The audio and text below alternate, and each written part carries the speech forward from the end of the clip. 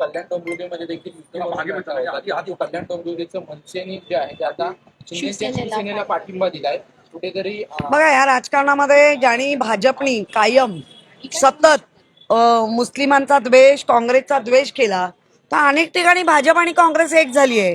त्यामुळे या राजकारणांच्या समीकरणाला मी फारसा आम्ही महत्व देत नाहीये. ते पक्षप्रमुख बघतील.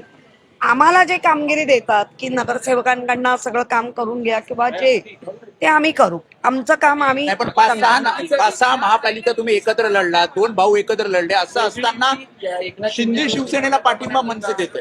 ज्यांच्यावर टीका केली पूर्ण निवडणुकीच्या दरम्यान त्यांच्याशी मी याच्यावर काही बोलणार नाही. याच्यात ते आमचे पक्षप्रमुख फार महत्वाची जबाबदारी असते आणि त्या महत्वाच्या जबाबदारी बरोबर विशाखाताई राऊत सारख्या ज्यांनी आधी पण गटनेता म्हणून काम केलंय त्या माझ्या सोबत आहेत. माझ्याबरोबर सगळे हे यंग जनरेशन जे नगरसेवक आहेत ते सगळे माझ्या सोबत आहेत.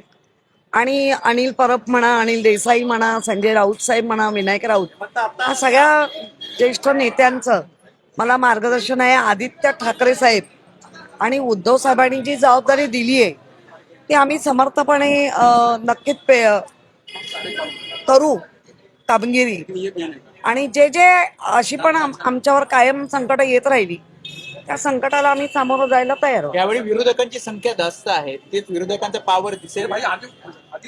इथे पॉवर दाखवण्यापेक्षा मुंबईचं काय भलं आहे आणि मुंबईसाठी काय काय अजून केलं पाहिजे या ह्याच्यामध्ये आम्ही राहू. कल्याण डोंबिवलीमध्ये देखील कल्याण डोंबिवलीचं मनसेने जे आहे ते आता शिवसेनेला पाठिंबा दिलाय कुठेतरी बघा या राजकारणामध्ये ज्यांनी भाजपनी कायम सतत मुस्लिमांचा द्वेष, काँग्रेसचा द्वेष केला, तर अनेक ठिकाणी भाजप आणि काँग्रेस एक झाली आहे. त्यामुळे या राजकारणांच्या समीकरणाला मी फारसा आम्ही महत्व देत नाहीये. ते पक्षप्रमुख बघतील. आम्हाला जे कामगिरी देतात की नगरसेवकांकडनं सगळं काम करून घ्या किंवा जे ते आम्ही करू.